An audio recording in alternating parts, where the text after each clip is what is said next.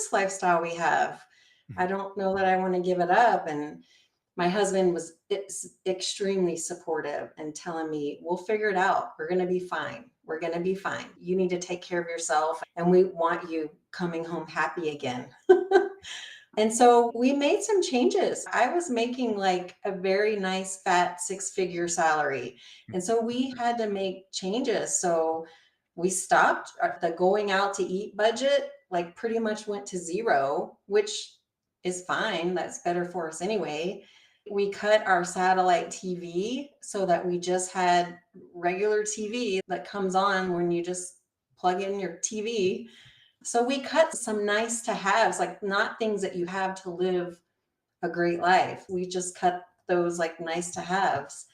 And it was fine. It wasn't that hard. People think that's hard as well, and it wasn't. So yeah, there definitely was a change, but it was so worth it. It makes me think, like, when I did decide, okay, I'm going to resign, I told a couple of my colleagues that I was closer to, and it really surprised me that they all were just as miserable, but they're like, I can't do it. There's no way. I can't leave all this money behind and these great benefits.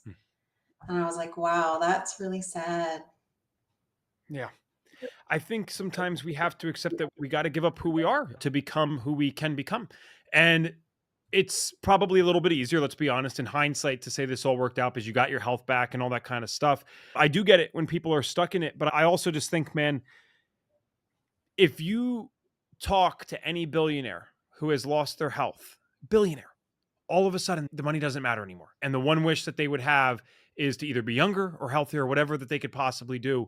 And I know it's easier said than done, but man, it's amazing how we sell this, metaphorically speaking. I'm not getting spiritual on you guys, but you almost like metaphorically sell your soul and you sell your life to just make a little bit extra.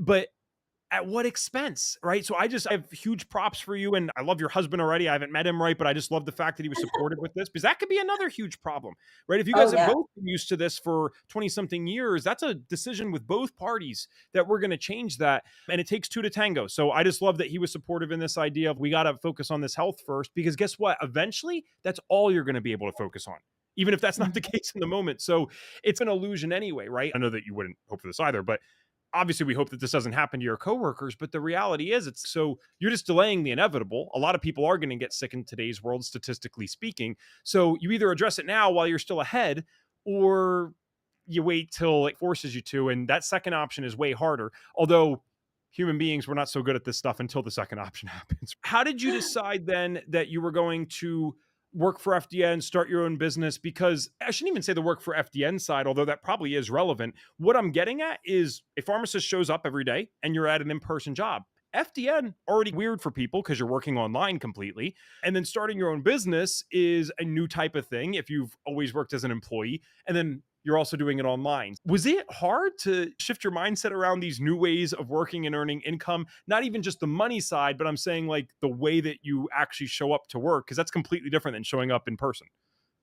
It is completely different. Yes. So when I was still working in the pharmacy world, we would hear people talking about working remotely and would be like, gosh, how could I ever do that? Because you can't. And so I thought, wow, that would be cool.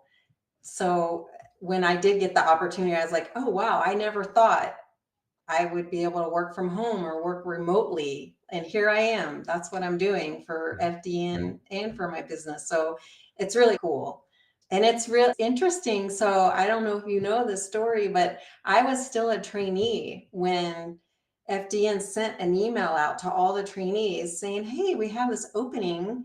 And if you qualify, because we want you a certain way through the course, if you're interested, to come and work for us. And I was, at the time, I was working part-time at this nutrition clinic, and it was fun. It felt good to be in the holistic world.